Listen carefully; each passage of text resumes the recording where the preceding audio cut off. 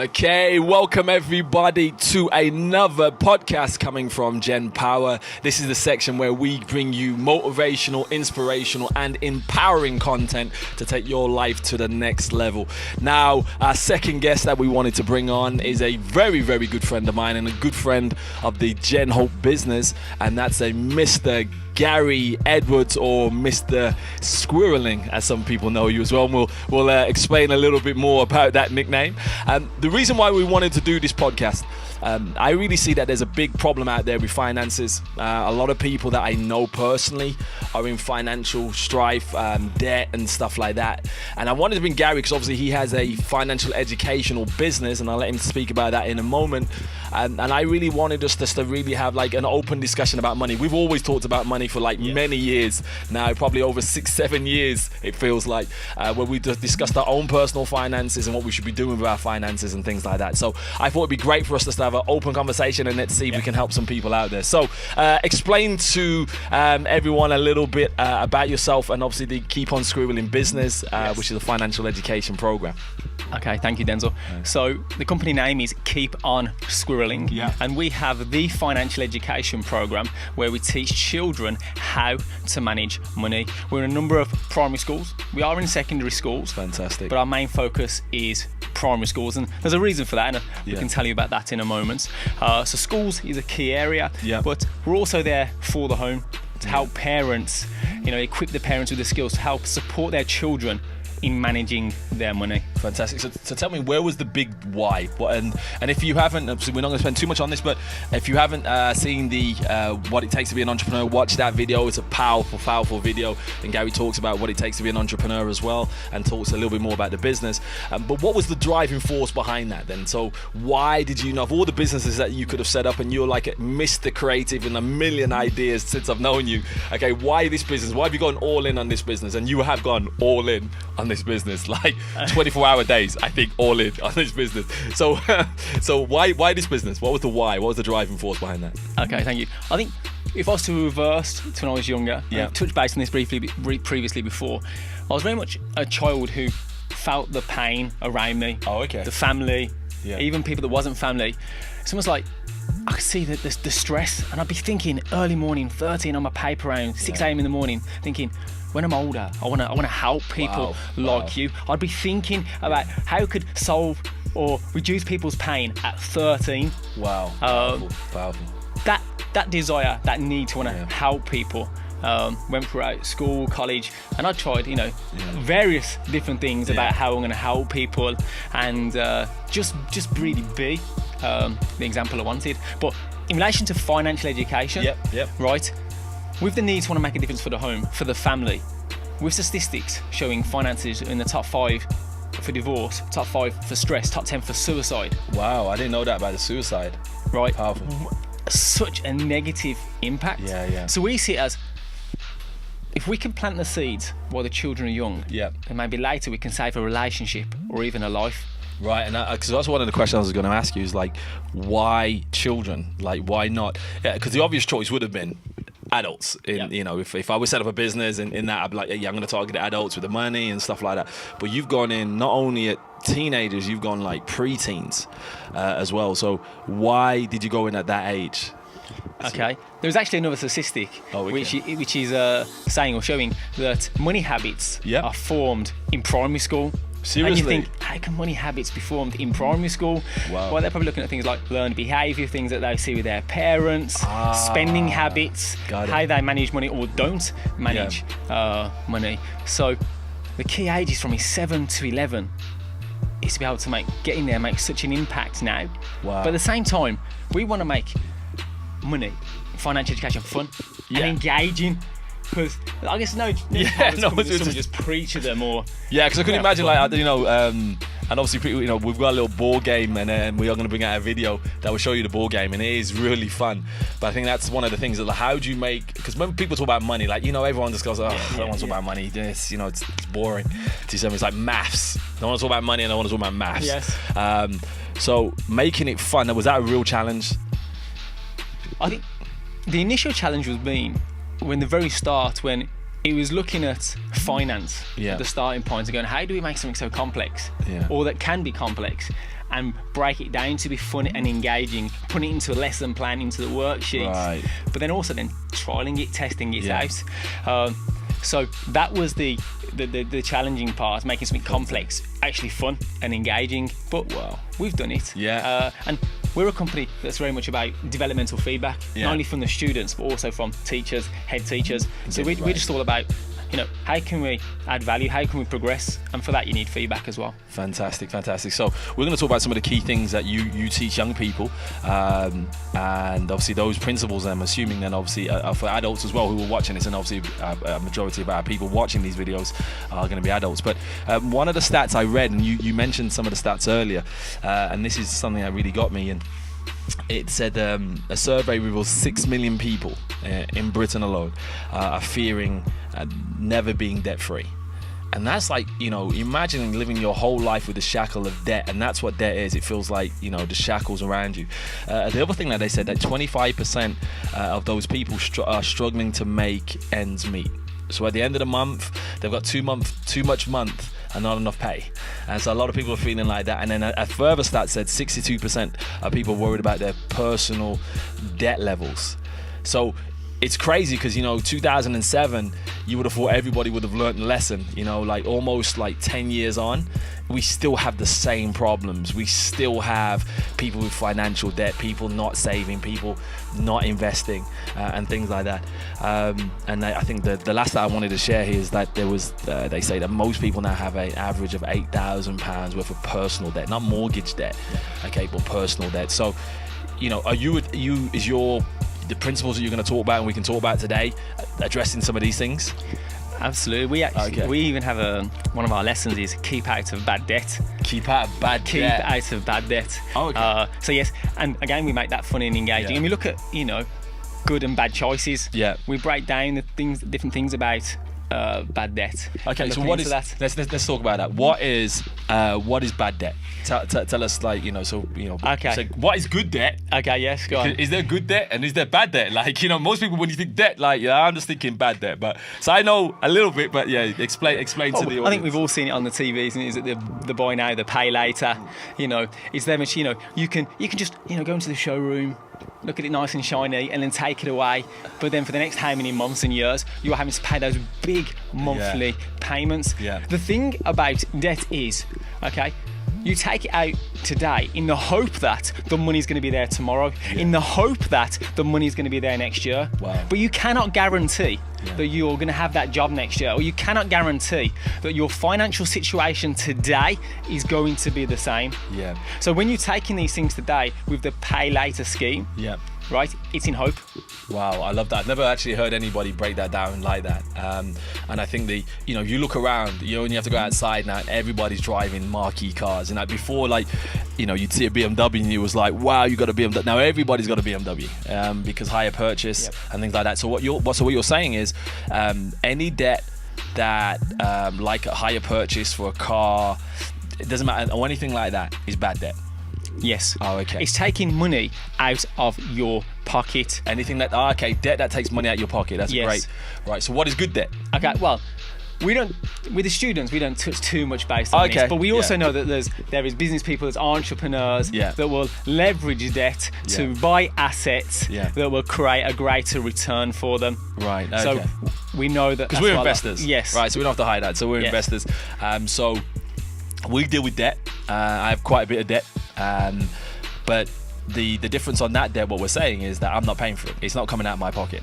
So every month, the properties that you own, that's not coming out of your pocket. Somebody's paying that someone debt. else is paying for your mortgage. Someone else is paying for the difference. Whereas the personal debt, or the debt that people have taken out for their cars, for their phones, for their holidays, for so many things now. Yeah. It's coming out of their pocket. And what people don't understand is the amount of interest that people are paying back. Yeah. Now, we know about compound interest. Yeah. Right? It can either work in your favour or it can work against you. Yeah, it just keeps on multiplying people.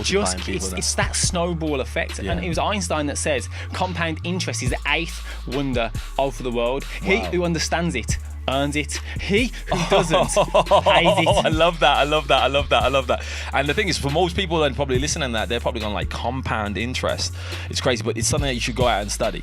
It is powerful, and that's how the banks, the credit card companies are all making money from consumers, because they start, it's only 7%, 8% or whatever it may be, but it's compounding, so it just gets worse, especially when people are paying like minimum payments.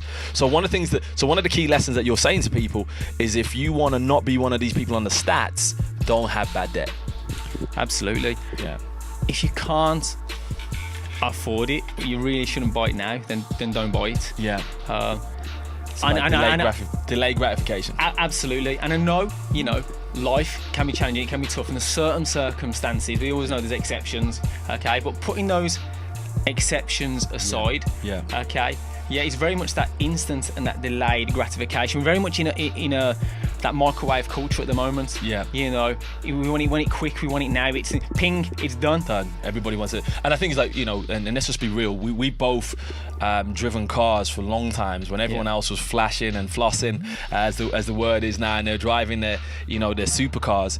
I remember driving a Nissan Almera 53 reg, man, and I was, people were like, dude, like, come on now, like, you got properties, I know you're doing okay, like, and I was like, I'm not getting into debt for a car. And I'm still not in debt for a car. Like, the car that I have now is actually through the company. But I would not get a car on hire purchase. Unless somebody was paying for it. So if I had a house and the cash flow from the house was paying for the car, then I'd get a car. So I love that. So one of the key things, almost if we were giving our viewers a tip, do not get into debt, personal debt. I love, there was a saying once, and I don't know if you agree with this, where they say, only get into debt when you don't have to. So when I would buy a house, it's because I don't have to. I'm looking for investments. But if you're getting into debt because you have to, that's bad debt. That's another way of looking at bad debt. So one of the things you teach your kids is don't get into debt. What else do you teach your kids that we could potentially share with the adults then? In terms of money management? Money. I couldn't even get my words out. Money management. You say that? Yeah. What else can we teach them? Okay, so one of the key principles that we teach the children, this is more so for the children, and we do have a different principle for the adults, is to keep half, spend half. Oh, okay. That is one of the key principles we teach for children. And what's wonderful about that principle is children are not loaded with debt, with financial burden, with the stresses. Oh, okay. So if they have a pain coming, they can keep 50p. Yeah. They can spend 50p. It's okay to spend. Yeah. Right? So they're using that principle of keep half, spend half. What's great about it, Denzel, it's also catchy. Yeah. We have a little dance, a little move for it. And it's just getting into their mindset. You got to think now, 7, 8, 9, 10-year-olds. If this wasn't a podcast, I know we've got the videos as well, but if this was, I'd say let's do the dance, but because it's a podcast, we won't. Okay. Just imagine, people, that we're doing a dance. We're doing the keep half, spend half dance. Just remember that. So that is one of the greatest principles to teach your children is to keep half and to spend half. Right. Now, so here's the thing. Let me play devil's advocate here. Okay. Great for the children. Got no personal debt. I'm an adult now, and I've got personal debt. Right. I've got my wage come in, and I already feel it's tight. Yes. How can I put away 50% of my money? Okay. That's like, if I'm like, dude, sounds great. Yeah. Not for us. Brilliant. Not for me. Yeah, That's never gonna happen. Wonderful. Yeah. Okay. We have a different principle for those people that are loaded. With debt. Yeah. Okay. Because we hear things like, I can't keep anything. There's some of the things that we hear, and there's a whole different thing. You need to look into your incomings and your outgoings and different things. But the key thing is, we have something called the 3% principle. The 3% principle. The 3% principle. Oh, okay. Okay. Yeah. I'm interested now. Yeah. You're interested. Yeah. What's that? Well, first of all, when we're teaching the children to keep half, spend half. Yeah. Okay. They keep for 3 reasons. Yeah. Okay. So we want to bring that into the adults' principle. Right. So the 3% principle. 1% give. Yeah. 1% save. 1% invest. Ah, okay. Yeah, love that. Right, so they're putting the money aside from that. Yeah. Now, for 3%, £3 in every. Yeah. Yeah. So for every £10, £3. Yeah. Brilliant. Love that. £30 every £100. Yeah. So it's really keeping it the principle down. Now, if it's super stretched, okay, let's just start with 1%. Let's just start with 1%. But how we're working is as the individual's debt then starts to come down, their outgoings start to come down, then start increasing the amount you keep. Oh, okay. Because I remember someone saying this, that it's not so much about the money, but it's about the principle. And if we could teach people the principle of keeping some money, so for every, if you're saying it's only 3% for every £100, okay, you're saying all I want you to do is keep £3. Could you keep £3, okay, out of 100 at 3%? We're not even saying 10% at £10, just 3, and just learn the principle of keeping some money. And I think the problem is so many people don't have that principle of keeping money. And then on that £3, learn then to distribute it, what you're saying, into, what do you say again? Give, save, and invest. So what's the difference between, so giving, I know that may be a charity. Why would I want to, here's the thing, I'm really trying to play devil's advocate here. Let's do this. Right, so the £3 that I've just taken out of £100, right? That's all I've got at the moment, the 3% principle, that's all I've got. All right, and you're saying to me, take £1 of that, not to invest it or save it, but to give it away. I'm like, dude, I've got no money. Yeah. Why am I going to give even that £1? I could be using that £1 for myself. Yes. Okay, so why are you teaching people to give money when they're already potentially struggling? Okay, it's also, well, one of the great things is, first of all, it takes some of the focus away from yourself. Brilliant. Okay, so straight away you can be like, why me? Life's tough. I can't give to anybody else. Yeah. My situation is terrible. But when you then start considering looking at other people to bless, to help, to serve, maybe people worse off than you, or not necessarily, okay, it takes the focus, the attention off yourself. Because what we want to get to a place, we want to get to a place of gratitude, to appreciation. So that's just, I love that. One of some of the areas. No, I love that. And I firmly agree. Even though I'm trying to play devil's advocate for our audience, I'm just trying to think what the audience might be. I firmly believe in the giving away. I think you hit something where you said it makes you appreciate that you even got £1 to give. Yeah. That some people around the world, their only earnings will be £7 a week, and they've worked a whole week, and you just giving that person £1, that dude feels rich. But when we don't do that, we always only see our problems instead of our blessings. And if you can see how blessed you are, then you tend to multiply. So 100%. Okay, so I'm with you there. So explain now why you separate the pots instead of having just 2 pots, then give and save. You've got give, save, and invest. What's the difference between the two then? Like, why save and what's investing? Break that down for me. Okay, so but when we do it with the children, because when we do it with the children, we have the 5 pots. But okay, so what's great about having the individual pots is each money pot has a purpose. Oh, okay. You don't mix up the money. Yeah. Okay. So when you're saving, you have your save pots. There are specific things you are saving for as an adult. Okay. Even though we're teaching the children, as an adult, you want to ensure that you have your emergency savings. Right. Okay. Yeah. Again, when you think about the future, you can't guarantee your job's always going to be there. If you were to lose your job today or tomorrow, okay, could you pay your mortgage, your car payments, the food for the house? How many months could you survive? And there's a certain amount of months that is recommended that you have aside for emergency savings. What would that be? So if I've got, I don't know, so my expenses, let's say my expenses are £1,000 a month. Yes. Right, so how many months do I need, would you recommend, or what is the recommendation out there? Yes, with the recommendation, you'll find a few, 6 to 9 months. Oh, okay. 6 to 9 months emergency savings put aside that you can get hold of if you need to in cash. That covers you. Okay, until you can get a new job, or it may be, medical expenses. It could be issues with the house, your engine in your car blows up. Okay, it could be a number of things. But if that emergency happens, are you equipped? Are you ready? So that's a saving pot that's not necessarily for splashing out, but keep some money. That's 6 months to 9 months emergency, whatever your expenses are. So if it's £500, save 6 months of £500. Yes. If it's £2,000, £3,000, well, you need to do 6 months of that. That's correct. Yes. Okay, love that. So you got your saving pot, and just to say, once you've got your 6 to 9 months emergency savings, then continue saving. If you want a car, continue saving for it. Fantastic. Okay, if it's for the wedding, save for it. There's certain things, your dreams and your goals, it's all in your saving. Okay, so get the emergency savings out of the way. But we all have dreams and goals. Love that. Okay, so I've got my savings, man. So I'm getting it down packed now, man. Yes. I'm giving to the poor, or I'm giving away. So I'm blessing other people. I'm now saving. All right, so I got my emergency pot, and I'm also saving for anything that I like. So I like that. But now you talked about investing. I got my investing pot. Tell us a little bit more about that.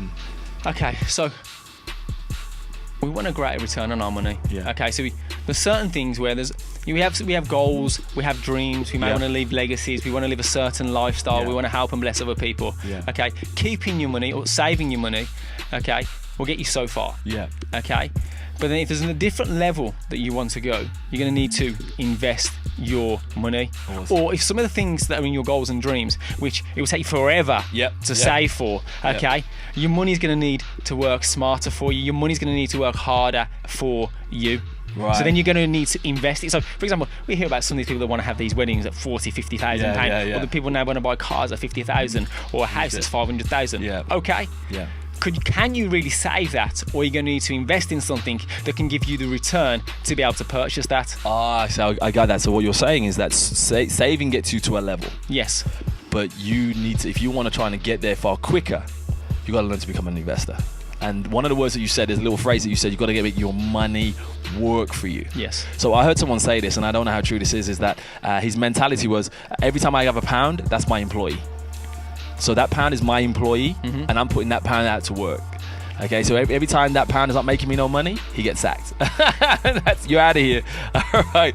So when you say make your money work for you, what kind of ways can you invest? Obviously, where would you invest that? Okay. Well, we don't tell the students where to invest. We actually use a great. Well, we have some great activities where we teach them about investing and the law of compounding. Yeah. But as children, there's a great thing that comes from Warren Buffett, arguably the greatest investor of all time, millionaire. And he talks about, the first place you should be investing is in yourself. Oh, hey, we're going to do a podcast on that personal development. Yes. Okay, so, do you know, I wasn't expecting you to say that. Okay, little curveball there. The number one, I was expecting you to say houses or something like business. But, the biggest investment you should make. In yourself. Is in yourself. Now you imagine, even the student's probably thinking, right, okay, he's going to say house, he's going to say property, he's going to say stocks and shares, he's going to say gems, he's going to say gold, he's going to say business. No, he says invest in yourself. Gary went left field there. You wasn't ready for that, people. You wasn't ready for that. Okay, so when you say invest in yourself, in what way? I know we're gonna do a podcast actually. We're gonna bless everyone and we wasn't planning this, but we're gonna do a podcast now on personal development because I think that's really powerful. But how can I invest in myself? Okay. What does that look like? Well, first things first, you need to know you. You need to understand you. You need to look at what is it you're equipped with. What it is you're good at. Have self-awareness. So I think that's very key. So I don't believe everybody necessarily has the skill set to, for example, you see something, okay, I'm going to invest in business. Okay, that's great if you have the skill set, you have mentors, you have role models, and you have a passion for it. If that's not you, but you have a passion and you think you're good with understanding numbers for properties and stuff, then go into properties. So I wouldn't necessarily say this is what you should go and do. I should say know yourself, study the field. Awesome. Get mentors and role models and then progress from there. To get personal development in any area that you have a passion in and get better in it. Become a master. Become a master. Educate, study, have the role models, have the mentors. Don't rush into it. But what you're doing along that way, which could take years, right? You're building up your investment pot. Wow. Your money's going aside. Just keep going in. It's preparing. It's getting yourself ready. I'm loving this. Something just came to me, and obviously when people talk about investments, they'll talk about what's your return on investment. Yes. Well, education has the biggest return on investment. So if you spend £100, on your education, that education could spur an idea that makes you a millionaire. So the return on that investment is almost to infinity and beyond. Do you know what I mean? It's incredible. So I love that. That's, I don't think anyone's expecting. I wasn't expecting to say that. So here's the thing actually. We're going to talk about the other podcast. Now I'm getting too excited. We've only got half an hour on these things. We've got about 5 minutes. Right. Okay. So you'd invest in yourself first. Yes. And then other areas would be like some of the things that you talked about. Could be properties, businesses. Yes. Businesses, stocks and shares and stuff like gold, gems. But again, there's a timing, there's a market for everything. Love that. What we're not saying is you go and do this now because, by the time you then say, watch this, things move fast. But again, just know yourself, understand the market, get your mentors, but put your money aside into your invest pot. Be ready. Awesome. So some of the things that we said, we've got about 5 minutes, and it's a shame that these shows don't go on for an hour. I think we could just keep on talking, man. We're going to get Gary back on more often, I'm sure. But so one of the things that you said, principle number 1, please do not get into bad debt. Okay. The other thing that you then said is get into a mentality where you're saving and then have free money pots. And the money pots was to give, to save and to invest. Okay. Is there any other principles that you'd like to try and squeeze in? I know we're trying to, and I'm really putting you under pressure now because the time is against us. I'm going to apologize for that. But is there anything else that you think you'd like to tell people who are in financial pain right now that may help them on their journey to be able to get out of that and say, that, you know, if you just put these principles in place, like the ones that you've given us already, love that. The 3% rule, love that, because anyone can do that. Yes. Learn to pay yourself first. I think that's what I get from the thing. Learn to pay yourself first. Yeah. Just a note on that, actually, something that came to me. I remember reading this just about the principle that you're sharing, where they said, you always end up paying everybody else. Like, you'll pay JD for your trainers, you'll pay Aldi's for your food. Actually, some of our clients may be Waitrose. Okay, so you'll pay Waitrose first, you'll pay the bank first, or for your rent or your mortgage or whatever. But the people that you tend to pay, who you should learn to pay first, is yourself. Yes. By saving. That you pay the tax man, you pay everybody else, but you don't pay you. So that's a great principle, and I'm really glad that you shared that. So anything else that you'd like to give to our listeners on Absolutely. the podcast today? Okay, there's a key word. Yeah. This is the key word. Keep. Wow. Keep. That is the key word. Now, in such a world where people are overwhelmed with debt and challenges, right? The most simple thing, just keep. Okay. Right. Yeah. Now, literally, you start with a percent, move to the 3%. Yeah. Okay. And then you're then thinking, as an adult, I never be able to get to the key part, spend half. It could take you 10 years. Yeah. It could take you 20 years. Wow. Just keep building that up. But first, just the key word, just keep. You could write it on your door. Just put keep. Yeah. You're in debt, you need to keep on track of your daily spend. Yeah. It's amazing how many Costa coffees can build up, how many Starbucks coffees, if people smoke. It's amazing how all the little things can truly add up. So keep on track of your daily spend. Even if that means that you have to get out your your day-to-day expense money or your leisure money or whatever it is and put it in an envelope and then stop using your card, your contactless or your watch. Because it's easy just to keep clocking it up. So you need to keep on track of your daily spend. Do you know, I do, and I need to get back, and you're really challenging me today. I had a personal spend account. So like I transfer like £250 and I could spend on whatever, cinema tickets, take my friends out for drinks or whatever.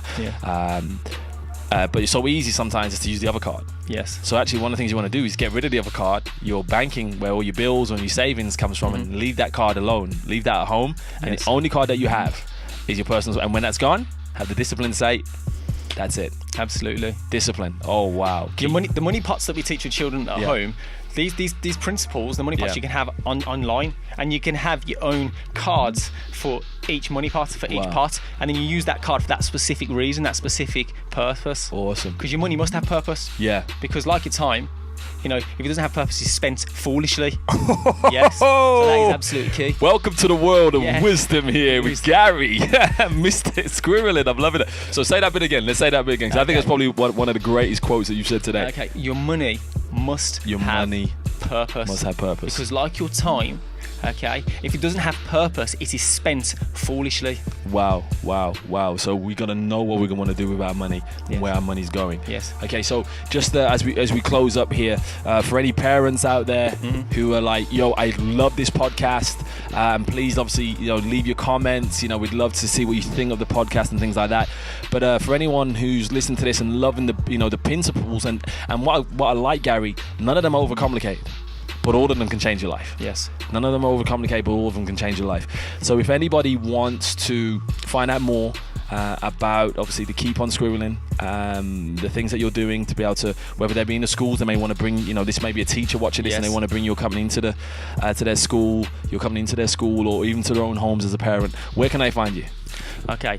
Visit keeponsquirreling.com. Yeah. We're also on Twitter at keeponsquirrel. Yeah. And we're on Facebook, Keep On Squirreling. Fantastic, man. Like, we've got to bring you back, and I'm sure we're going to do more series talking about money, because I think it's a big topic. For anyone, as you said, this is a podcast, but obviously we will have the video on YouTube as well, but there was a great video of Gary talking about what it is to be an entrepreneur.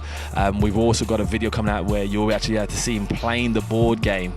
So we did a video there, and that's real powerful. So Gary, thank you, my man, for coming onto the show. And as we always say, obviously our main theme of GenHope, which is the holding company for all of these different areas, is God's gift to us is life, life. What you do with that life is our gift back to God. God bless you, and see you soon for another podcast where we bring you motivation, inspiration, and empowerment to bring your life to the next level. God bless you. See you soon. Bye-bye. Thank you. Boom, half an hour, man. How was that? That was awesome.